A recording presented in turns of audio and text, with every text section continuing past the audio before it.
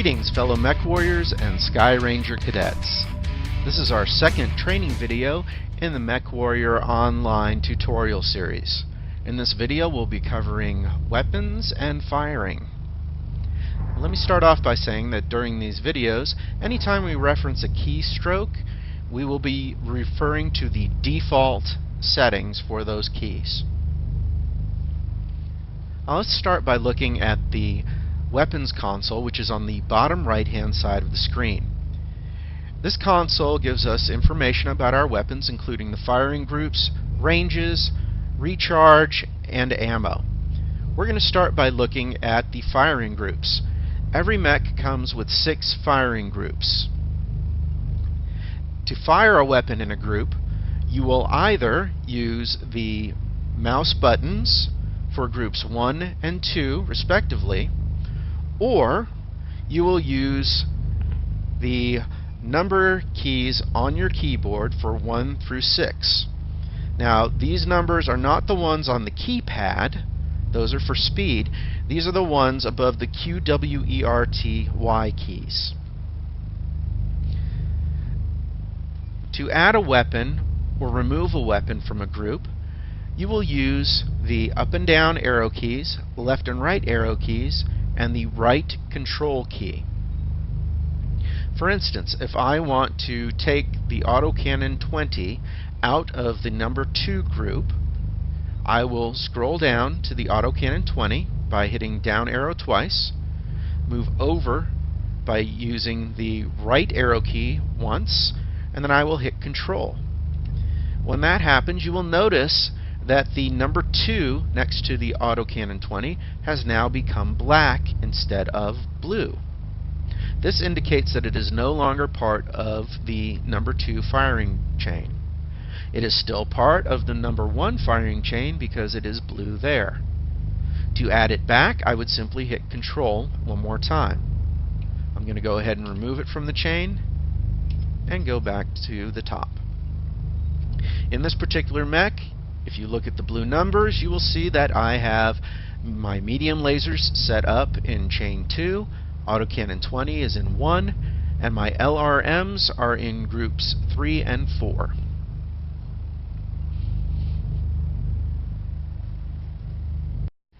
We can also assign weapon groupings in the Mech Lab by clicking on Mech Lab, choosing the mech, going to weapon groups, and here you will see that we have the traditional up and down, left and right keys, and the right control key to select. Works just like in game, moving left and right, up and down, or you can just use the mouse to click. You hit save, confirm, and you are done. One last thing about the weapon groups is that you can set them to chain fire. For instance, if I want to chain fire my medium lasers, I would highlight that group, group 2, and I would hit the backspace key. You will now notice that there is a black box that cycles through all my weapons. When that box is on a particular weapon in the group, it will fire. So for instance, when I hold down the key to fire group 2, fires one laser, then the next. And when it comes back again and they have recharged, fires them in tandem. To take them off the chain fire setting, I hit the backspace key again. It no longer cycles the bar, and when I fire, it fires everything in that weapon grouping at once.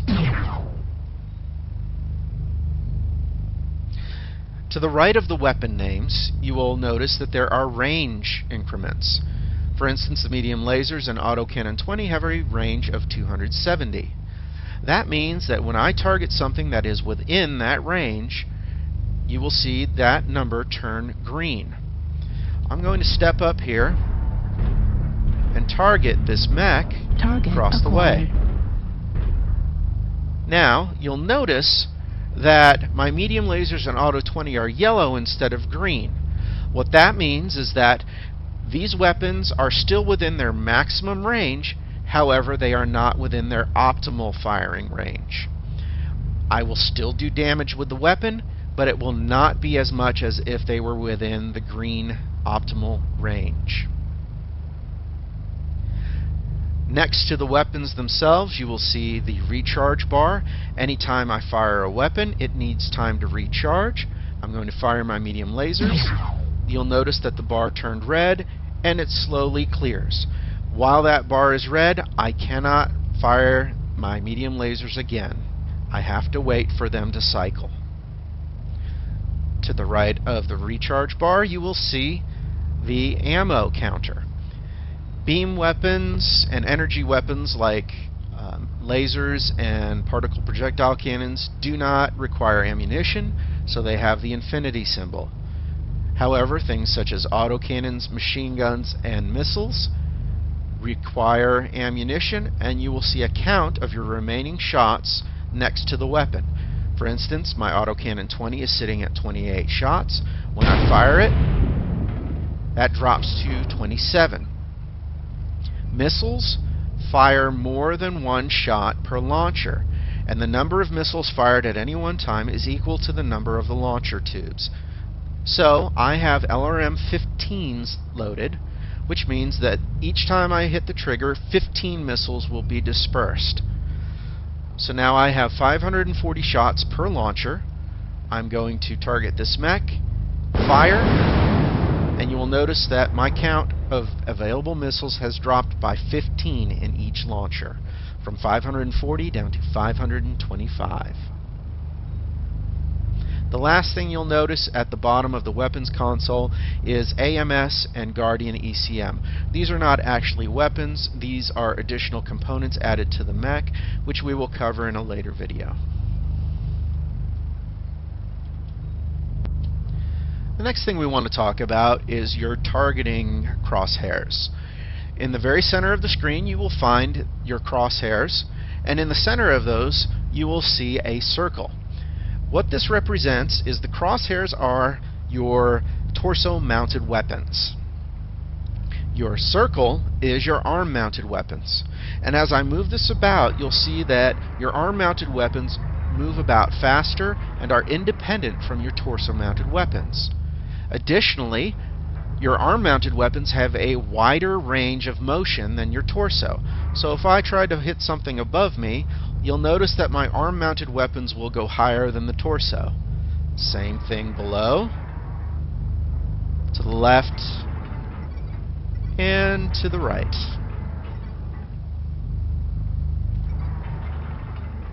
Now, this is important because we need to always be sure that we are firing at the things that we want to fire at. For example, if I want to target this mech titled Baker, which is a Centurion, and I wanted to be sure that all my weapons were on target, I would want to line up my crosshairs with the circle on the mech, and then I would shoot. If my mech were twisted to the side and my crosshairs were different from my arm-mounted weapons, when I fired the crosshairs, in this case a torso-mounted autocannon 20, it goes to the crosshairs and I miss the mech. When I fire my medium lasers, which are on the arms, which are represented by the circle, I hit the mech. Very important to hit what you're aiming at and make sure that you're aiming at what you think you are. Now, to lock the arm and torso together so that they move no longer independently but are stuck at the torso-mounted arcs, you would use the Shift key. Additionally, if we wanted to lock the arms and the torso together by default, we can do that in the settings under the Mech Lab. So we click on Settings, and you'll notice that up here at the very top there is a checkbox for arm lock. Simply check that, hit Save, confirm, and from now on in your matches your arms will by default be locked to your torso reticle. Let's start off by talking about projectile weapons. And by projectile I mean any weapon that fires a single projectile at a target. In this case, a PPC, autocannon, or Gauss rifle would fall into this category. PPC fires a single burst, autocannon, single shell, and Gauss rifle, again a single shell. Now we need to be mindful of ranges. PPCs have a minimum range. You'll notice that while my other two weapons, the Gauss rifle and autocannon, are green, the PPC is black. That is because I am under its minimum range of 90 meters. When I back up just a little bit and get outside, you will notice that my weapon is now green. If I am within range and I fire anyway, PPC will do absolutely no damage. When I'm outside and still within its current range, it actually does damage. To fire a PPC, simply hit the button. Same thing with the Auto 20. Gauss rifle, however, new target is acquired. A different firing mechanism. I'm going to hit the Z key at this point to zoom in at this other mech, and I'm going to step beyond the smoke. And I can hit Z one more time to come out.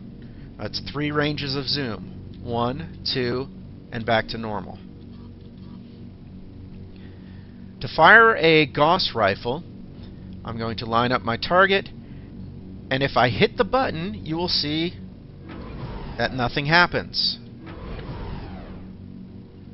In order to fire a Gauss rifle, you have to first charge it and then release while the charge is still active. Now you'll notice that when I push the button, one of those squares turns yellow. When it turns green, it is fully charged, and when I let go of the weapon, it fires. If I were to not let go, the charge would dissipate after a certain amount of time. Yellow to green, and then back to orange again. I then have to charge the weapon up, starting all over from scratch to fire one more time. Charge it up, green, release, fire. Next group of weapons we're going to talk about are beam weapons.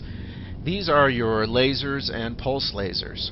When they fire a continuous beam of energy, or a pulsating beam of energy, that is active for a short time.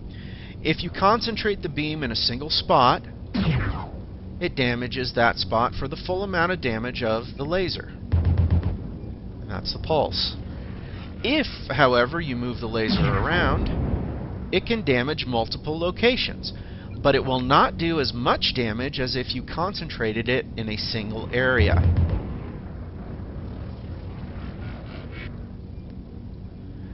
Next group is continuous stream of fire weapons. And by this I mean that these weapons continue to fire for as long as you hold down the key. I'm talking about flamers and machine guns here. So for instance, when I hold down the key and fire my flamer, a steady stream of fire jets out and burns the mech in whatever location I happen to be targeting. Machine guns, same situation. Continuous stream of bullets. These weapons have a very short range. For instance, you'll look at the flamer, it has a 90-meter range, and machine guns 120. So be sure you are within close range when you fire your stream-mounted weapons. The last group of weapons that we need to cover are missiles. Now, be aware that certain mechs have covers for their missile launchers, in particular the catapult and the stalker. When your missile covers are closed, you only take 90% of damage to that area. However, if you try to fire with closed bays, there will be a half-second delay while the bay doors open before you actually fire. To toggle the doors open and closed, you would use the / key. The first group of missile launchers that we're going to talk about are your SRM missiles, or short-range missiles. This mech is loaded with a SRM-2 launcher. Now this type of missile does not require any sort of lock-on and can be dead-fired.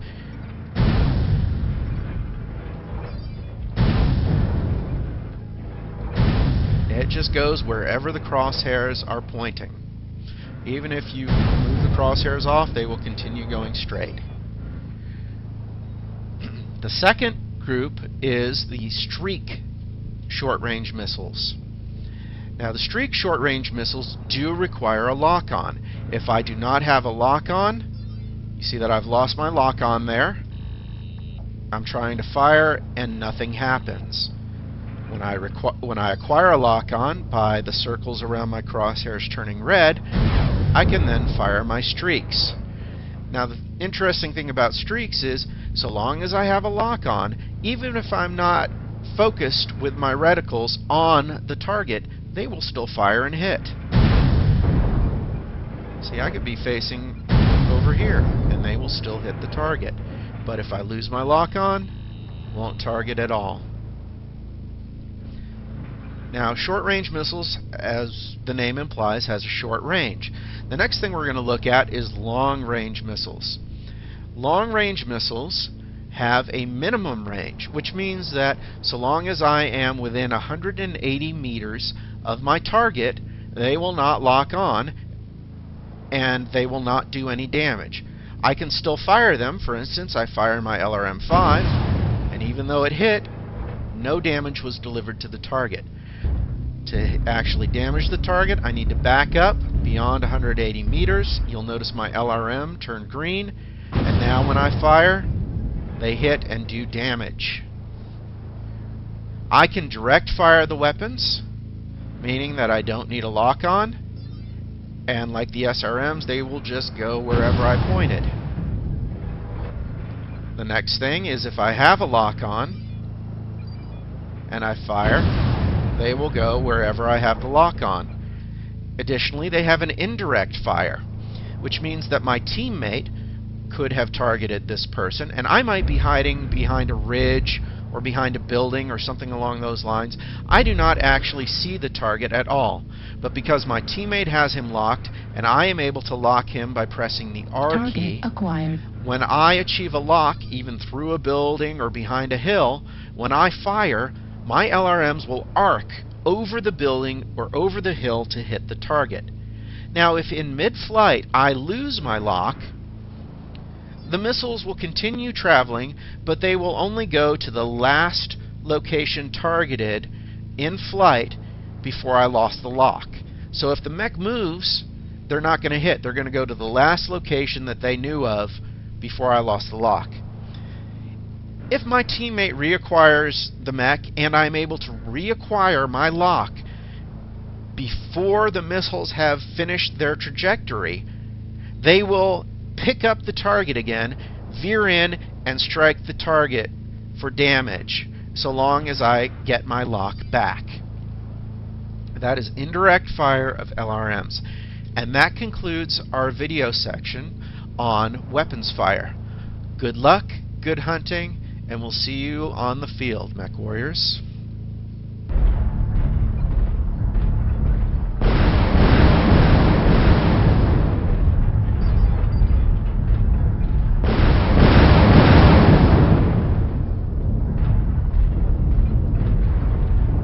New target acquired.